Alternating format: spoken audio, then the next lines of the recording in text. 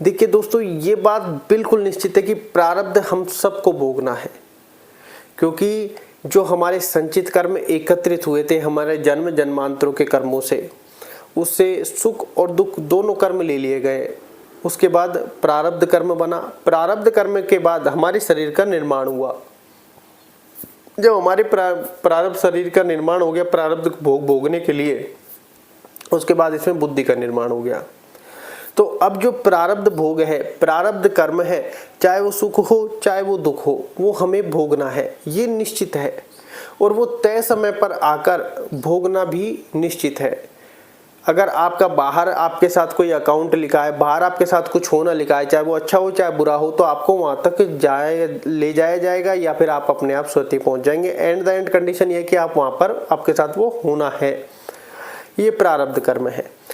अब हम भविष्य की लेकर काफी चिंता में रहते हैं कि भविष्य में क्या होगा, और हमारा मन बिल्कुल अशांत है, वो हमें पागल कर रहा है। आप दुख में पूरी तरह दुखी हैं, सुख में सुखी नहीं है। क्यों? क्योंकि आपका मन फिर भविष्य की चिंताओं को लेकर बैठा है। बस यही हमारी सबसे बड़ी भूल है। ऐसा नहीं कि चिंता करनी चाहिए नहीं करनी चाहिए, सबके चिंता होती है, लेकिन यहाँ पर बात समझने के लिए कि हम उसमें कर क्या सकते हैं जो चिंता में बैठे हैं। चिंता करने से प्रॉब्लम सॉल्व हो रही है? नहीं हो रही।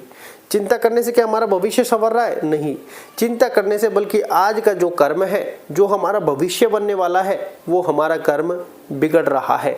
मतलब इन द सेंस हम हमारा भविष्य खुद खराब कर रहे हैं, क्योंकि आज कर्म करेंगे, कर्म से ही प्रारब्ध बनती है, और जब कर्म करने में हम चूक करेंगे तो प्रारब्ध भी तो चूक करेगा कि भैया एफर्ट 100% लगाना था, व्यक्ति ने 50% ही लगाया है, तो उसी हिसाब से प्रारब्ध बनेगी।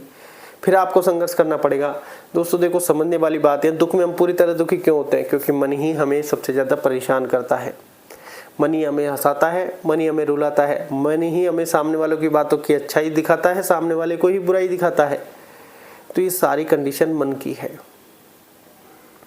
अब आपको ये पता है कि आपके जीवन में सफलता आनी है, वो प्रारब्ध कर्म के अनुसार आएगी, नहीं है तो नहीं आएगी, और होगी तो जरूर आएगी।